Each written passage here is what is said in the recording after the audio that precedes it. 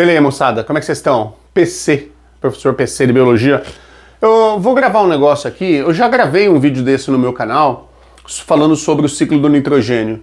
Só que recentemente eu estava discutindo com uma galera, uns alunos, sobre efeito estufa, e aí pintaram algumas dúvidas. Então vamos tentar sanar de uma forma mais simples. Olha só, o ciclo do nitrogênio em si, eu não preciso discutir com calma com vocês, porque existe um vídeo lá no canal meu falando sobre isso. Beleza? Então, se eu souber botar o link na descrição, eu ponho pra você. Senão você vai lá no canal e pega.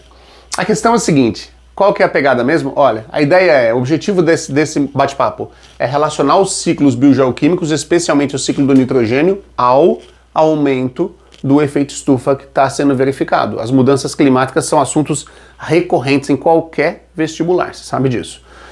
Simplificando o ciclo, o nitrogênio na forma atmosférica, então resgatando um pouquinho, tá? Ele tem cerca de 78% da atmosfera é formada por nitrogênio. Você precisa de nitrogênio nas suas moléculas orgânicas, todas as suas proteínas, o seu DNA, o seu RNA, o seu ATP, na ADP, na DPH, no caso da fotossíntese, todos esses caras são NAD, né? Os transportadores, receptores de elétrons, todos eles são compostos nitrogenados, moléculas nitrogenadas. Então a gente precisa desesperadamente, mas você precisa essencialmente de bactérias para realizar isso. São basicamente algumas bactérias importantíssimas que nós temos que lembrar. Nitrogênio para amônia. Amônia NH3 ou amônio NH4, beleza? Tá? Esse processo chama-se fixação biológica, beleza? A fixação biológica ela é realizada por bactérias, cianobactérias, tanto na água quanto no solo.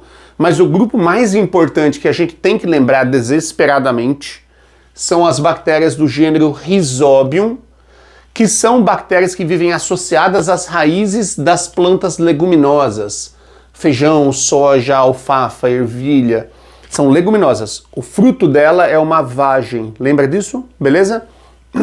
Legal. Esse processo chama-se fixação biológica.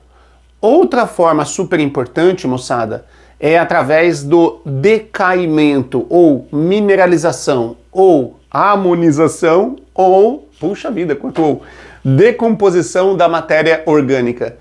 Então, seres vivos morrem, seres vivos excretam, seres vivos defecam, ok? E isso tudo é fonte de nitrogênio, isso tudo forma amônia. Legal, passa para cá, certo?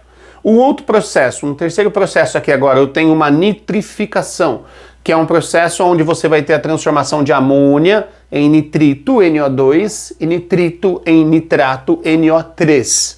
Beleza? Não vou discutir as bactérias, os nomes das bactérias, está lá no outro vídeo meu, certo? São bactérias autotróficas ou autótrofas, são bactérias quimiosintetizantes, isso é bem importante falar para você, beleza? E elas disponibilizam o nitrogênio na forma de nitrato. E aí entra um processo super importante chamado de absorção das plantas. Aqui, olha, as plantas absorvem nitrato, as plantas absorvem a amônia do solo. Olha só, tá vendo aqui, ó? Tá vendo aqui, olha? São fertilizantes que eu uso nas minhas plantas, tá bem? Lembra desses três... aqui, olha, os três números, 15, 9 e 12. NPK, nitrogênio, fósforo e potássio. Aqui tem 15% de nitrogênio. Desses 15%, eu tenho mais ou menos, metade, vai, nitrogênio amoniacal. Sabe o que é isso? É amônia, cara. Nitrogênio amoniacal. E a outra parte em nitrato. Legal, né? Aí as plantas absorvem, incorporam o nitrogênio na sua matéria, a sua matéria orgânica, e você come planta, ou você come alguém que comeu planta. Chama-se cadeia alimentar. Legal, né? Massa.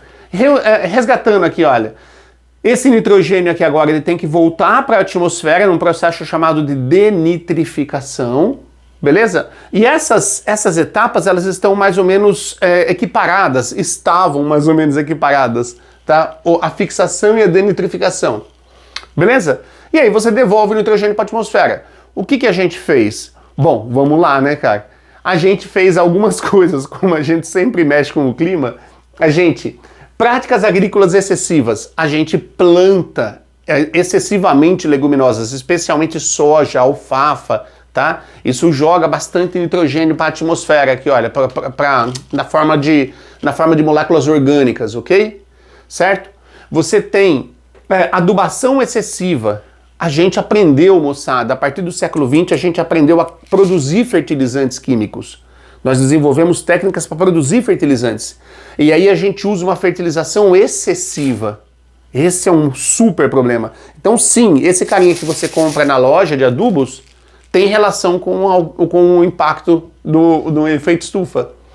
E queima de combustíveis fósseis. Então práticas agrícolas, adubação excessiva do solo, tá? Queima de combustíveis fósseis jogam uma quantidade grande de nitrogênio para a atmosfera. E aí olha só que legal. Parte desse nitrogênio vai se transformar em óxido nítrico, que vai fazer parte do smog. Smog é uma contraçãozinha de uma palavra chamada smoke e fog, fumaça mais névoa. Esse cara provoca sérios problemas respiratórios, smog.